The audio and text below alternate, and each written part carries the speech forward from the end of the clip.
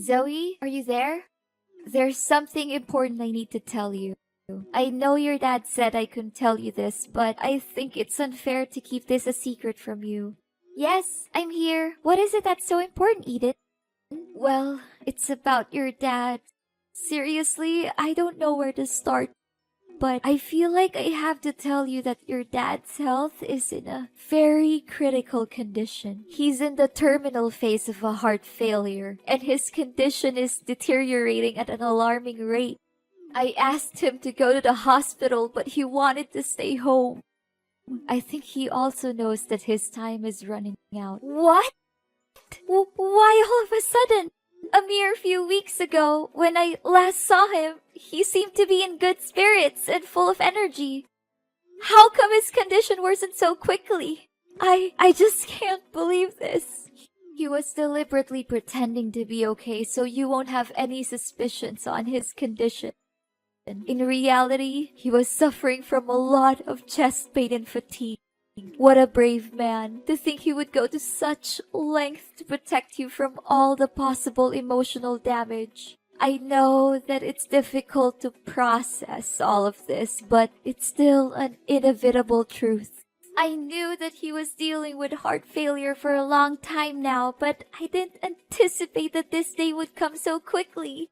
Honestly, you should have told me about my dad's condition way sooner, Eden. I really don't understand why my dad told you to keep his illness a secret from me. Zoe, you know Henry loves you more than anything in the world. He didn't want to hurt your feelings. He knew that if you learned of his illness, you would be devastated. Your dad didn't want to worry you, so he kept his health problems a secret. How could he possibly conceal such a grave matter from me? He should know that I love him just as much as he loves me, and that keeping his condition from me won't help me cope with tragedy any better. I know, I told him the same thing, but despite how many times I tried to talk him out of his opinion, he insisted that I maintain my silence and, well, now that you have told me about it, can I at least pay my dad a visit? I won't just sit around and do nothing while my father is fighting for his life. Zoe, I know that you want to see your father as soon as possible. However, if you were to appear at our home at this time, it would make me a traitor to his wishes, and I would never want that. You know, I gave him my words, and I can't just simply break my promise with him. What should I do now? Should I just watch as his life slowly comes to an end without doing anything?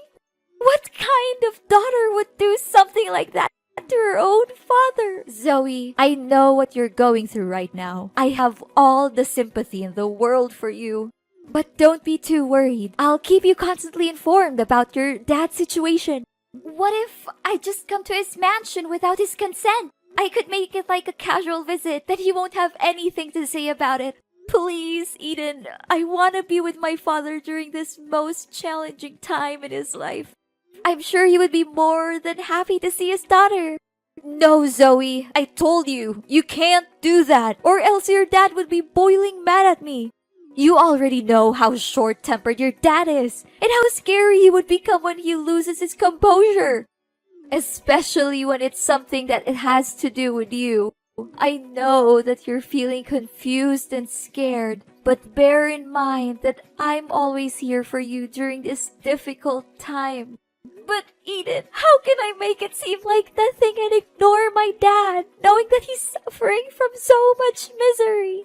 Honey, I told you, I'll make sure that you don't miss any important updates on your dad's medical condition. All you need to do right now is to clear your head, pray, and hope for the best for your father. He's a tough man. Although the chances are slim, he hasn't given up on his life yet. Fine, I understand that it's impossible for me to visit my father. However, I don't want to trouble you too much about my father's condition. So can you please at least provide me with contact details of his private doctor, Mr. Davis? I just want to know more information on my father's medical prescriptions and his current condition. Oh, I forgot to tell you. Mr. Davis no longer works as your dad's private doctor anymore. He told us that he was experiencing some family difficulties and resigned shortly thereafter. Now, Dr. Brown is in charge of supervising your dad's health. Oh, okay. Would you be so kind as to give me Dr. Brown's phone number so I can have a word with him? Please send me as soon as possible because it is really important for me. Honey, you don't need to worry yourself too much with your father's treatment by contacting his private doctor. Me and Dr. Brown have everything under control. We always keep a close eye on Henry's situation and immediately interfere if anything goes wrong. I can't help but think that you're doubting my ability to take care of your father, and I feel a little offended by that. No, Eden, you're misunderstanding me. That's not what I meant at all. I believe that you have seen with your own eyes how well I have always taken care of Henry throughout the years. I could ask the maids to do all the housework, but I don't want to. I think it's important for me to be a hands-on wife and take care of my husband myself. Zoe, I don't want to say this out loud, but I knew that you disliked me from the very first day I set foot in Henry's house. Is that correct? Well, I don't blame you. It's a bad reputation that stepmothers always have to bear on their shoulders. Eden, I'm sorry. It is true that I didn't have a good feeling about you marrying my dad from the start because I thought it was a hasty decision. But as I came to know you better, I came to realize that you truly love and care for my father. In fact, you were the one who strongly opposed my father's decision of forcing me to move out of his house due to certain misunderstandings between us, and I'm really grateful for that. I want to know more about my dad's condition, but that doesn't mean I don't trust you to take care of him. Those are two different things. Fine, honey. I'll give you Dr. Brown's contact. But don't worry too much. As I said, me and Dr. Brown have everything under control. Zoe, honey, I feel as though I've been stabbed by 100 knives in my heart. I cannot believe it happened so quickly. What is it, Eden? Is it about my dad? Yes, darling. Henry passed away peacefully in his sleep. This morning, when I entered his room, I noticed that he was no longer breathing.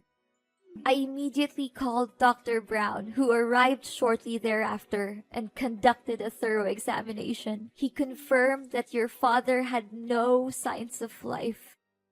I am so sorry for your loss, Zoe. I know how you must be feeling at the moment, and I am feeling the same way. Oh, Father, so this day has finally come. I really don't know what to say right now other than thanking you for being by my dad's side during his last days of living. This is an extremely heartbreaking situation, and none of us would have wished for this. I understand that this is a difficult time for you, and I want to assure you that I have already taken care of the funeral arrangements. Your father's funeral will be held at his mansion within 1 week. It'll be a discreet one among family members, just as your father's will. I will inform you of the exact date and time as soon as it's finalized. I got it. Thank you for taking care of everything. I seriously don't know what to do without you. Did Father leave any parting words for you before he passed away? Henry was a thoughtful and prudent man, as you know. He had already carefully planned everything, including who would inherit his estate. According to his will, I, his legal wife, will be the sole beneficiary of his belongings and financial assets. This decision is clearly stated in his testament, and I am confident that you will not contest it. I'm sorry, Zoe, but you will not receive a single penny from your father. I find it weird that he didn't leave me anything in his will. I'm his daughter, and he loves me just as much as he loves you. He even hid his illness from me to protect me.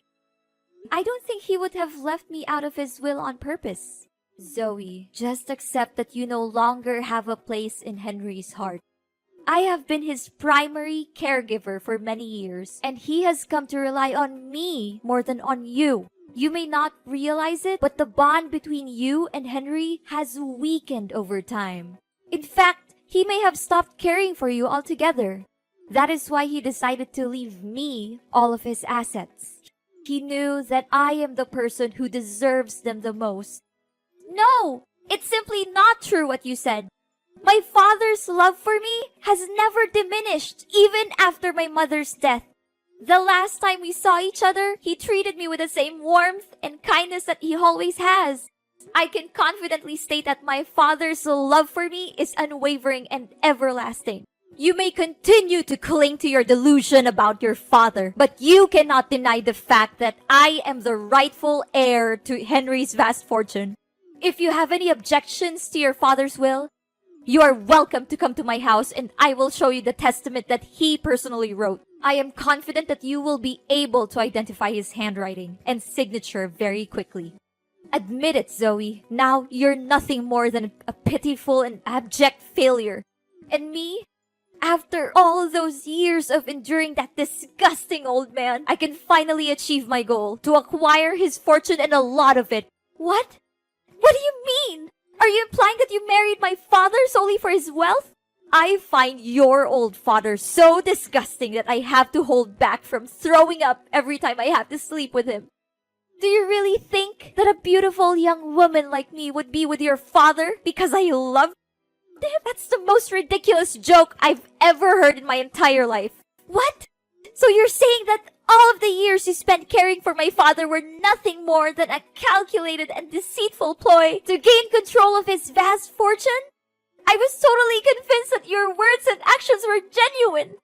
I believed that you were truly committed to watching over my father's well-being. Oh, honey, these sorts of performances are child's play for me. You believed that I was caring for your father, but the reality is that the maids were doing all the work for me. I simply gave them some money to keep them quiet so that I could take all the credit. You must be surprised by my intellect. Am I correct? I am curious to know who else could possess both intelligence and beauty like me. Eden, you're a person of astonishing shamelessness, greed, and despicable deception. I never imagined that you would be the kind of person. I had believed that you truly cared for my father and that your intentions were genuine. The thought of how you pretended to be nice to me and my dad makes me shiver. And by the way, sorry that I got you kicked out of the house. I would be surprised if you didn't miss the days when you lived in your father's grand mansion, now that you've been reduced to living in a tiny rented house. I can only imagine how cramped and uncomfortable it must be for you after being accustomed to such luxury. Well, it is a life that you have earned, one that is fitting for a little brat like you. What? You were the one who orchestrated my being kicked out of the house? Who else could it have been? You were angry at your father for not letting you go out with your bad friends. So I took advantage of the situation and snuck into your father's workroom and burned his important documents to ashes. Afterwards, I took your father's phone and texted you to come into the room. Hardly had you stepped foot into the room when your father came in, catching you red-handed in the midst of the compelling crime scene. Now that I think about it, I still can't understand why my father was so certain that my friends were delinquents.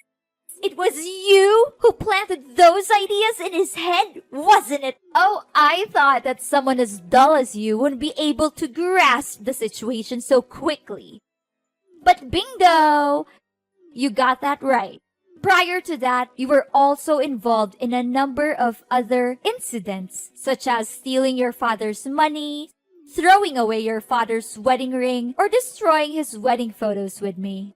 Of course, all of these troubles were orchestrated by me, and they, along with the incident in which your father's documents were burned, are more than enough reasons for you to be excluded from the house. You were the one behind all of this? I cannot believe that I was so foolish not to see it. To think that I felt indebted to you for defending me against my father, when in reality, it was all just an act. Your character is so loathsome that I am ashamed to have ever associated with you.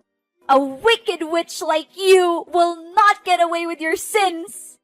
You may blame me all you want, but it will not change the reality that your father gave me all of his inheritance, leaving you completely penniless. Do not be too sour, Zoe. Perhaps if you alter your conduct, I would consider giving you a chance to work as a maid in my home.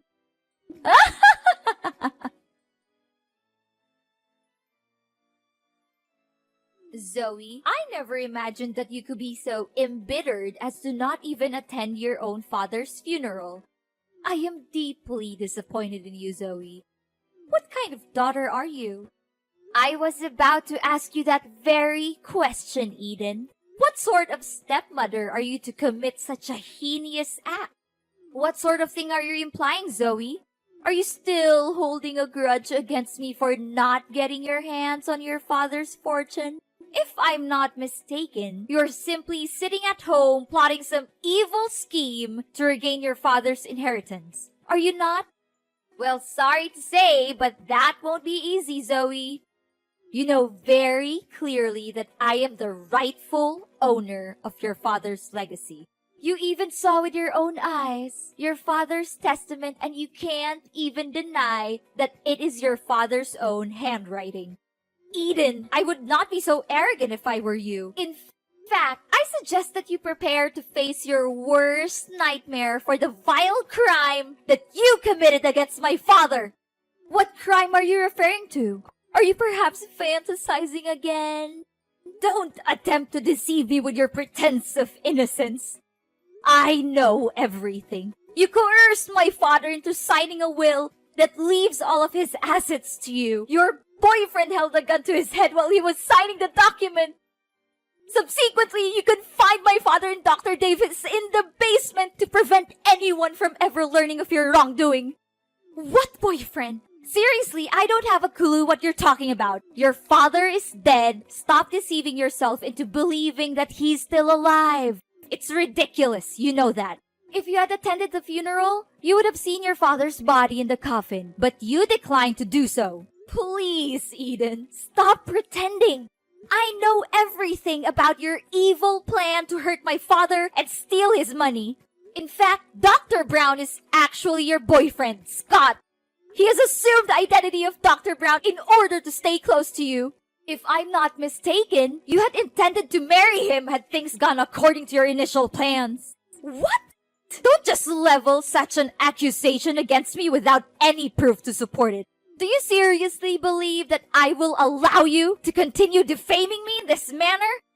I'm calling the police. How dare you deny your crime and ask for evidence? My father and Dr. Davis are the living proof of your wrongdoing. I found them tied up in the basement of my father's mansion, and I was able to free them. The police will soon find out about you and Scott's crime of kidnapping. You should prepare for that. It's useless to deny it because Scott has already confessed. How could he have been so foolish? I refuse to believe it. Don't try to trick me. I won't fall for it. There's no way that Scott would admit everything. I suspected something was wrong from the start, so I asked Dr. Brown for my father's medical records. I found out that he prescribed the drug that my dad was allergic to, which only me and Dr. Davis knew about. I investigated and found out that Dr. Brown is a fraud with no medical knowledge.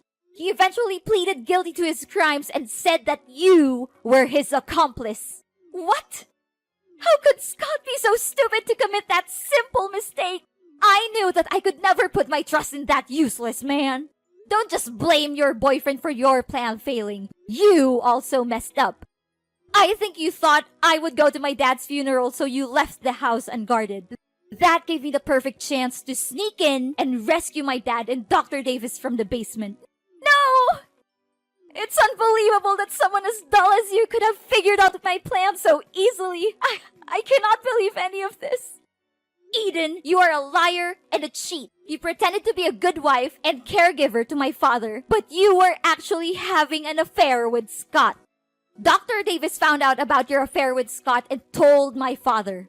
You and Scott were scared, so you attacked them and locked both Dr. Davis and my father in the basement. No, please stop talking. I've heard enough. In a subsequent act of desperation, you and Scott devised a meticulously crafted scheme to conceal your crime. You claimed that my father was seriously ill and even faked his funeral in an attempt to throw off suspicion. The figure that lies in the coffin is not my dad's corpse, but a wax effigy that has been crafted with painstaking precision. Furthermore, I also found out that you hadn't even informed the state about my father's death. So there's no way that my father's death was real. Oh no, I can't believe I figured it all out. Please do not turn me into the authorities. I didn't want to do what I did, but your father left me no choice. He threatened to disinherit me and leave everything to you. I was afraid of having to give up the lifestyle that was funded by wealth and privilege, which I had been enjoying all the time. What could I do in that situation? Henry forced my hand. It was not my fault. I would do anything to make it up to you and your father. I would go away and never bother you again. I would give up everything I've just to be forgiven. Please, I'm begging you, don't call the police. I'm not a bad person. I was just trying to survive. Please give me another chance. After the dreadful crimes you committed, now you would still dare to claim that you are not a bad person? Your actions against my father were utterly unforgivable, and you deserve the most severe punishments. The police are already on their way to arrest you, and don't even think for a moment that you will be able to escape justice. After a lengthy investigation, the police finally apprehended Eden and her lover, Scott, for their heinous crimes of illegal captivity and fraud. The two were subsequently tried and convicted, and each sentenced to 7 years in prison. This sentence is a just and fitting punishment for their cruel and unscrupulous actions. Upon being liberated from their imprisonment, my father and Dr. Davis showered me with praise for my keenness in solving the case.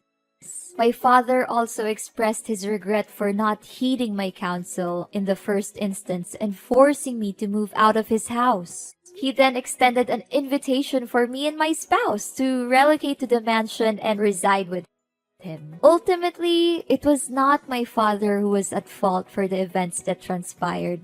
Rather, it was my wicked stepmother who was having an extramarital affair and subsequently devised a plan to seize my father's fortune. In the end, justice was served. Although what happened to my father and me was disheartening, it also served to strengthen our bond as father and daughter. It is always essential to never give up on the people we care about and to be willing to open our hearts when they offer us a sincere apology for the mistakes they made in the past.